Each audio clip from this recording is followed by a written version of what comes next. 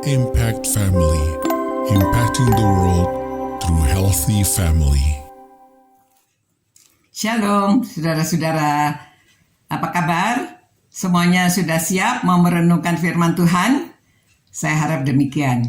Berbahagialah saudara-saudara ya, karena selama ini saudara belajar tentang kerajaan Allah.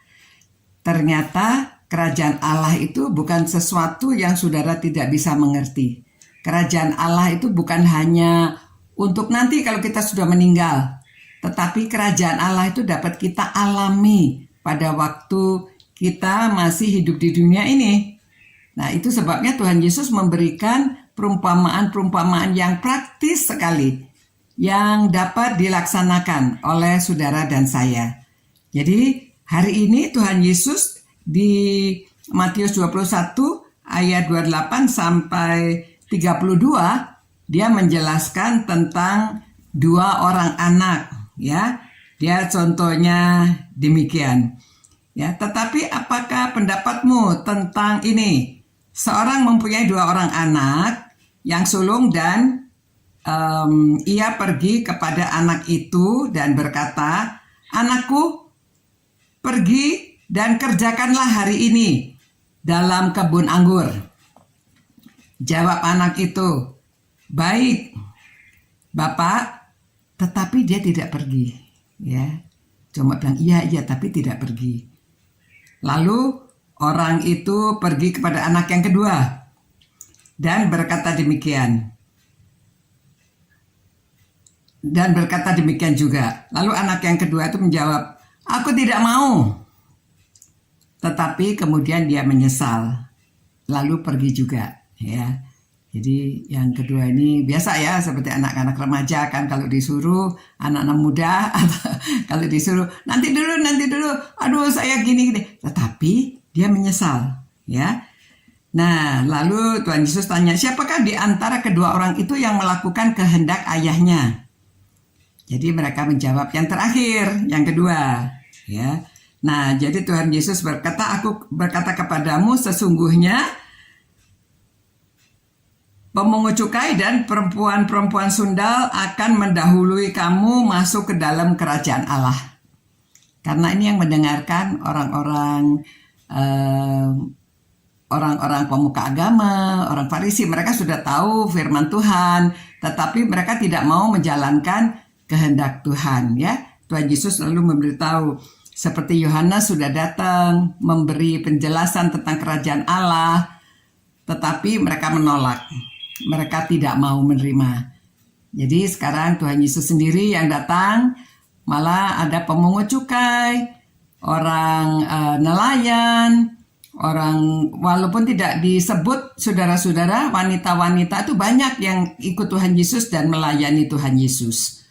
Saudara bisa baca di Lukas banyak menjelaskan ya nama-nama wanita yang mengikut Tuhan Yesus. Nah, jadi sebetulnya itulah orang yang menjalankan kehendak Allah, orang itulah yang akan memiliki kerajaan Allah, yang bisa mendapatkan kerajaan Allah. Nah, jadi untuk rumah tangga ya, anak-anak sebetulnya juga mestinya prakteknya demikian ya. Kalau orang tua suruh jangan iya tapi tidak dijalankan. Ya, orang tua biasanya nggak senang. Itu sebabnya saudara juga nggak usah bilang tidak, tapi jalankan ya. Maksudnya yang penting pada waktu diberitahu untuk melakukan sesuatu untuk kebaikan anak-anak jalankan ya.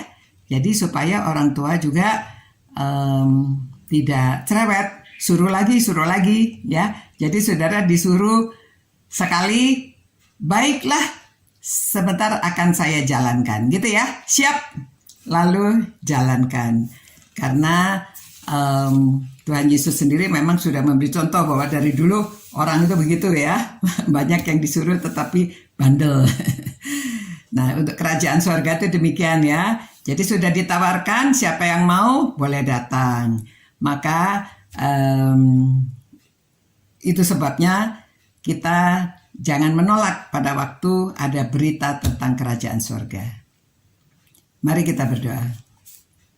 Terima kasih Tuhan, Engkau memberikan contoh yang demikian sederhananya sehingga kami dapat melakukan. Tolong kami Tuhan supaya tidak memiliki hati yang memberontak, tidak mau melakukan apa yang Tuhan kehendaki kami. Biarlah kami menjadi anak-anak yang taat, menjadi anak yang setia, dan mau menjalankan kehendak orang tua, dan terutama kehendak Tuhan. Demi nama Tuhan Yesus kami berdoa. Amin. Selamat malam, sampai bertemu kembali besok malam. Saudara siap ya untuk merenungkan firman Tuhan dan mempelajari sesuatu yang praktis. Tuhan beserta saudara sekalian, semoga semua keluarga-keluarga bahagia karena mengenal Tuhan Yesus. Selamat malam, sampai berjumpa pula. Good night. Ciao. Impact Family, impacting the world through healthy family.